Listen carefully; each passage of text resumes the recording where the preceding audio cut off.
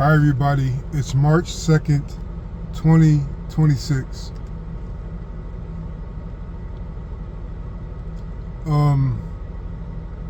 I once heard a lot growing up that men, especially older men, hate change, or they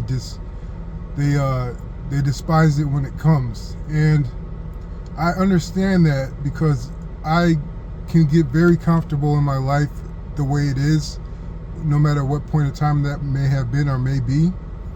Yes, change may seem like the problem, but I understand that change isn't a problem, and change is often a healthy thing, a good thing.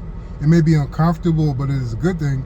And the truth of the matter is, in finality, is that change is inevitable. Change always happens. Change is happening basically every second. It's just the changes that you notice are the ones that cause you to reevaluate and to question your life. So if you have a problem with things changing, what I've learned is it's not necessarily changing with the situation or adapting. It's just it's having a grounding yourself in faith, knowing that if you have made it this far, and if you are comfortable, if you were comfortable when this change came, then you are innately or you are purposely doing something right.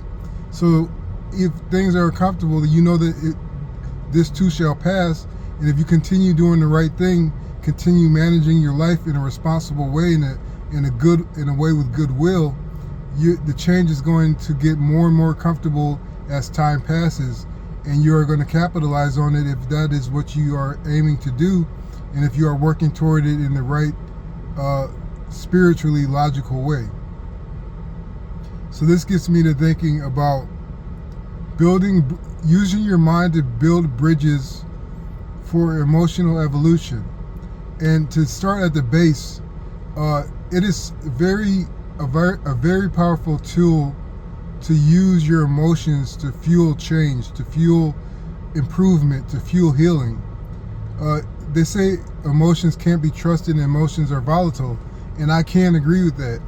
But if you can use your emotions to work in tandem or concurrently with your goals, it's a very effective way of mitigating a lot of wasted time and hurt feelings. So how do you manage your emotions to achieve a goal? If what you are feeling is pain, emotional pain, and it won't go away no matter how much you rationalize with it, even though it may seem impossible, dissipating pain by effort is a great way to go about it. Now, you could dissipate pain by distracting yourself with exercise, physical exercise, study, and just in the grittiest way to go about dissipating pain is to allow it to come in and feel it and suffer through it long enough until where its effects are blunted by sheer boredom, or blunted by ineffectualness. It has no power over you. If you could sit with it and grit through it and get bored of it, then you're going to diminish it in your mind and in your heart, and you can go on and focus on what you were going to focus on or do what you were going to do. But any way to dissipate emotional pain, exercise is a great way, because the physical stress usually transmutes into augmenting your emotions in a more of a way that breaks them down and rationalizes them through the means of action.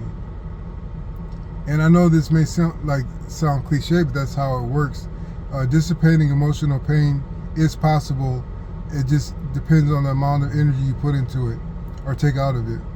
And using your mind to build emotional bridges of emotional evolution,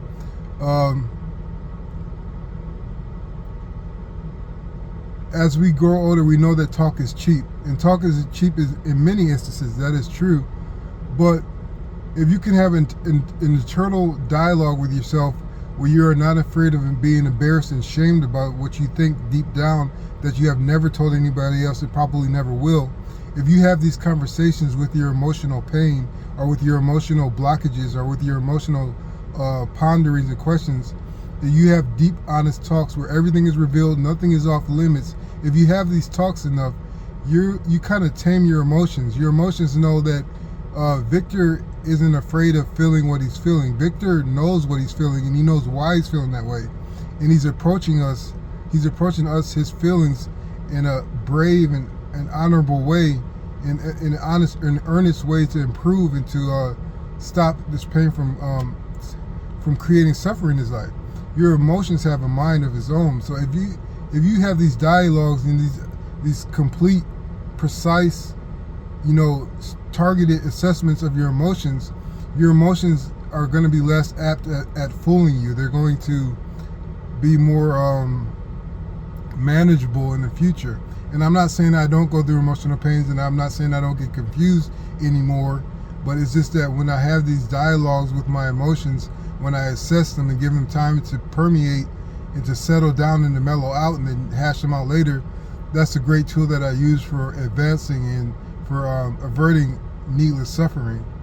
And I could say the last part of this argument or this topic would be building bridges with your mind for emotional evolution is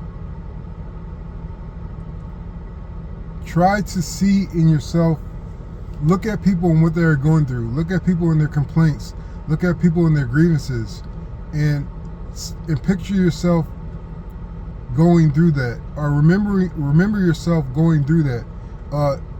Posture how you would feel going through these emotional situations and these sufferings that other people go through. And if you do this enough, there's less things that are going to take you by surprise.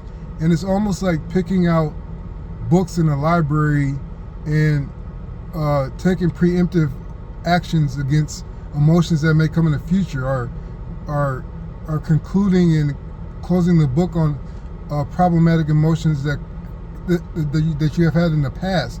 If you have empathy purposely, continuously, and regularly, you're going to be experienced, even though you may not have gone through that pain or suffering, those grievances personally.